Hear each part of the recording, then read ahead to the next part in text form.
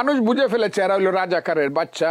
BNP নেতা ও মুক্তিযোদ্ধা এবং ক্লিন ইমেজ খ্যাত রাজনীতিবিদ ফজলুর রহমানকে বহিষ্কারের দাবি করেছে ইউনিসের প্রশ্রয় পাওয়া বেশ কয়েকটি পাকিস্তানপন্থী সংগঠন।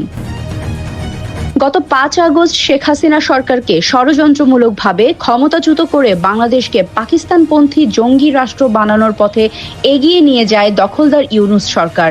ঠিক সেই সময় মুক্তিযুদ্ধের আদর্শকে স্মরণ করে সরব হন বিএনপির এই নেতা।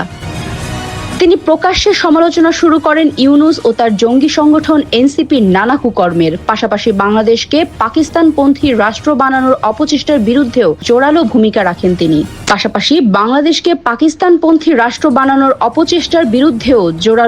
রাখেন তিনি। কিন্তু আশ্চর্যের বিষয় হলো, নিজেদের মুক্তিযুদ্ধের পক্ষে শক্তি দাবি করা বিএনপির ভেতর থাকা পাকিস্তান প্রেমী নেতাকর্মীরাও আজ মুক্তিযুদ্ধের পক্ষে সোচ্চার হওয়া ফজলুর রহমানকে বহিষ্কারের দাবি করছে। মানুষ বুঝে ফেলেছে এরা হলো রাজাকারের বাচ্চা। Desk report, বিবাংলা.net।